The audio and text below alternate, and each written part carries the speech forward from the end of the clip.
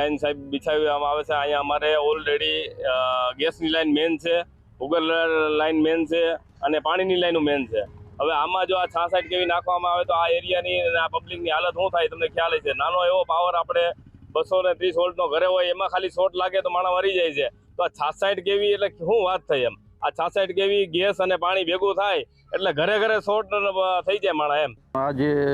66 કેવી જે લાઈન અહીંયા ખાડા કર્યા છે તે 2 મહિનાથી તો એમને પડેલ છે, પણ આ જે 66 કેવીની જે લાઈન છે અને બાજુમાં પણ ગેસની લાઈન છે તે અને 66 કેવી લાઈન અને આ રોડ ઉપર કમ સ્કૂલો છે ને, એટલે મારી એવી સરકારશ્રીને અપીલ છે કે આ 66 કેવીની લાઈન છે એ કોઈ બીજી જગ્યાએ ટ્રાન્સફર કરે, કારણ કે 66 કેવી અને ગેસની લાઈન બે જે ભેગી થાય એ બહુ ભયજનક જેવું થાય કે અચાનક કોઈ વિસ્ફોટ થાય કે કોઈ અકસ્માત બની શકે એવું, એટલે જે છોકરા પણ જે આ ખાડામાં અવારનવાર